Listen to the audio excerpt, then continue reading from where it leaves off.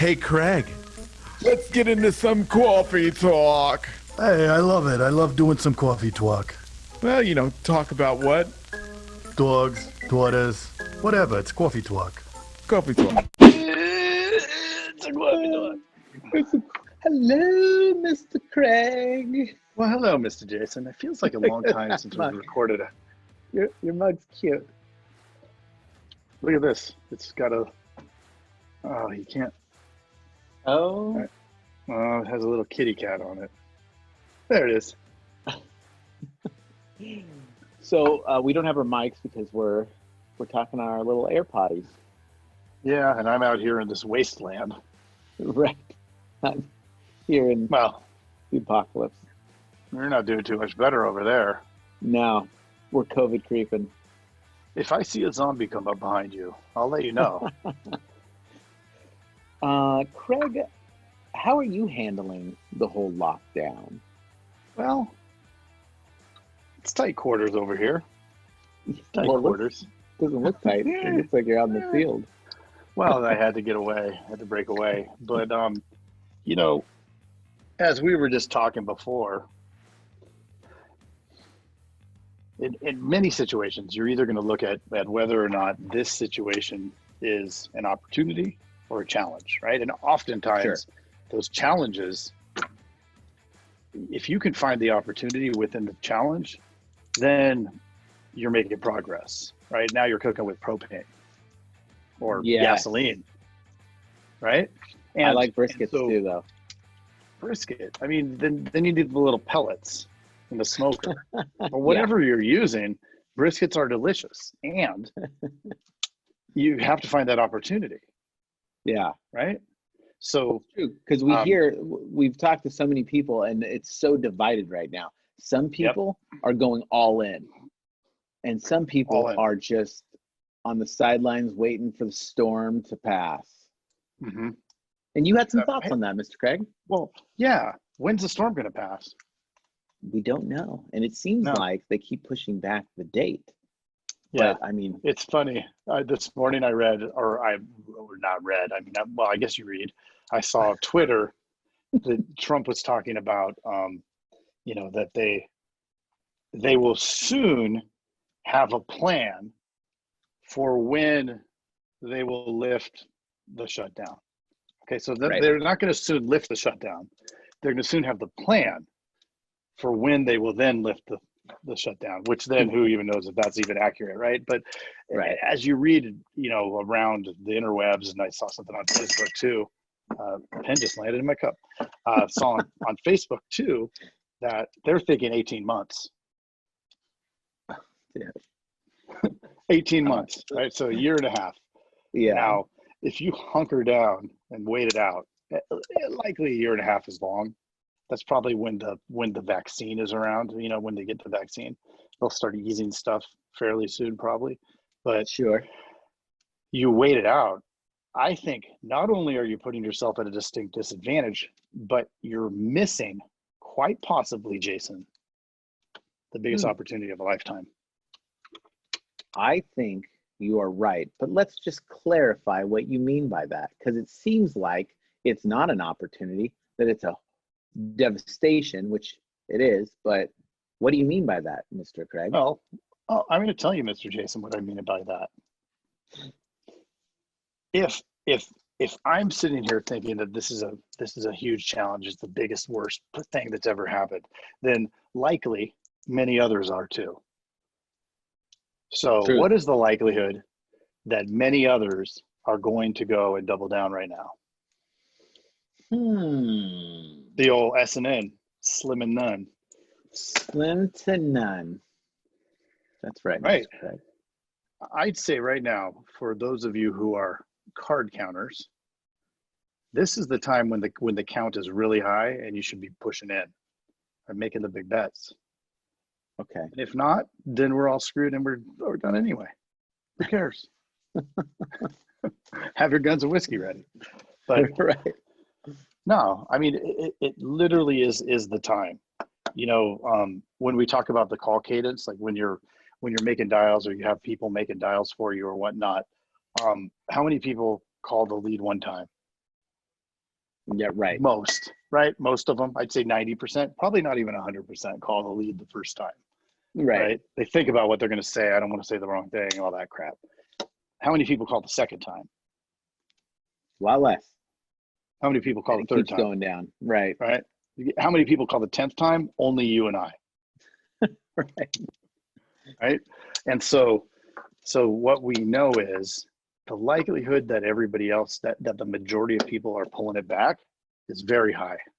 Very high. Yes. So by going in, by buying more leads, by calling more people, you're definitely going to come out of this thing already on the first turn while everybody else is still at starting line. Hunkering down, coming up with their plan, writing down their new strategy. Oh, you know what? You're already behind. That's your strategy. You just lost. Yep. It's true. There's so much. I mean, what are your thoughts? Yeah, there's so much opportunity, and I think that part of it is this is like you look at it like you're not just doing something to maybe plug the leak for right now, but you're also setting in new processes that you can use in the future to really take your agency to the next level. Like, especially we were just talking about, a lot of people didn't know what Zoom meetings were before this thing, and now kids know what Zoom meetings are because they're having virtual play dates. So remember when we had my daughter on coffee talk, or was she on a coffee, whatever, like she didn't know how to operate Zoom. Now that's how she's taking her college classes. Yeah. Yep. So I think that, yeah, setting up the Zoom meetings for work, yeah, just all those like things that you have to do remotely can be a huge tool for the future when you're not remote, but now you want to like get your teams on, or maybe like, hey, you're taking a vacation and you can do a virtual meeting and your team's already kind of used to it. Or if it's new lead sources, training, I mean, you name it. There's so many different things that you can do now that will set you up so that when it is back to normal, you're 10 steps ahead than you were when you first started. Yeah. Well, yeah. At the beginning here, I was just talking about marketing, sales, and new biz, right? But what if we're talking about hiring? What if we're talking about meeting as a team? What if we're talking about all of these other aspects of the job? So how many people would hire a remote person pre-COVID? Right. Now, I mean, if you aren't still always be recruiting, I mean, this is a great excuse for people to say, "Oh, I'm not gonna hire anybody till after." Well, we have the highest now unemployment rate than we've had in decades, right? Right. Directly following the lowest unemployment. So now, what opportunity? Now there's actually good prospects out there to hire. So if you can hire somebody under these conditions, like I just started somebody. We'll see how it works, right? But I mean, we have to train her on Zoom. Well, what a great opportunity, because now we have recordings of all those trainings. So now we can use those to train the next person. And not to mention, it's something that is probably not going to work out incredibly well at first, but you would have never tried this if things were back to normal, because there is a steep barrier to entry when it comes to learning how to do this. But now you're going to do it. And so by the time this thing's over, there is going to be a process where you can teach people on Zoom. If you can now hire throughout the state and you're not just subject to that one area and you have a solid process by then, you're going to be able to crush it. I mean, that's a huge limitation to agencies, is when you have to hire someone that's right near the office or something like that. Right. But now I can dip into the Phoenix pool. I can dip into the Flagstaff pool. I can dip into wherever. Right? Yep. Prescott, yep. Safford, Thatcher, all those great places. Prescott. Sure, you betcha. Yeah. I like it, man. You betcha, Mr. Jason. So, and you and I have partnered with some people to bring some services to agents to help them kind of take their agencies to the next level. And that's something that we did, that we came up with within this time too, which is fantastic. Hey. You're on Coffee Talk. You're on Coffee Talk. What? All right, bye. She's driving up to ASU to pick up the rest of her stuff. Asu. Asu, You don't have to spell it out, Gesundheit, Mr. Craig. Gesundheit.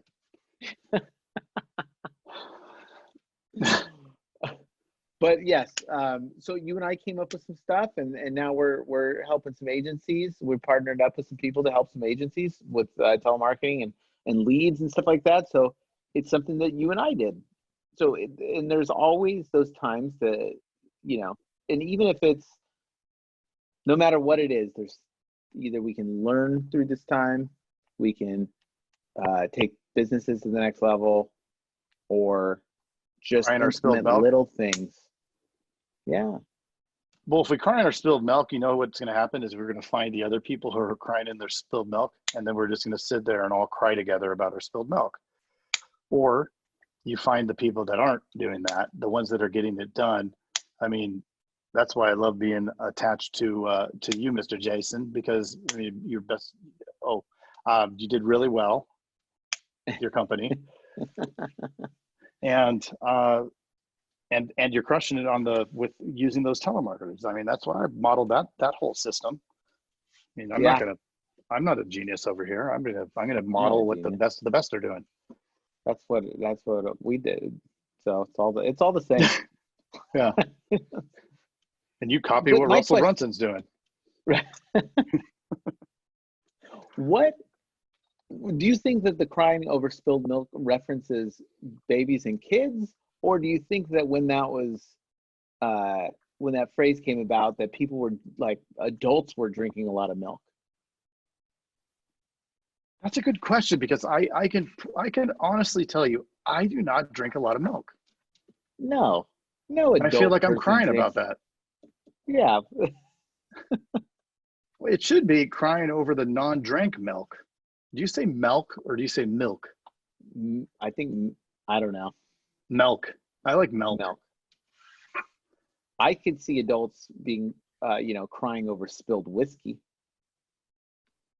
Yeah. In my old days, I would have. Wine. Yeah. And I don't know that I'd cry over spilled milk. I'd get angry over spilled milk. Right. I'm sure you got emotional a few times. Who, me? Oh, boy. I think that's a coffee talk. Yeah. Thanks for joining. That's a coffee talk. Thanks for joining. Take advantage of this time, everybody. Yeah. Take advantage. Have a cup of coffee. Shoot us a message. You know what? Join the group. Join the group. Join the mailing list. Now we have weekly mailing lists to keep everybody plugged in. It's called the Dudes Letter. The Dudes Letter, so we can all stick around each other and be positive together.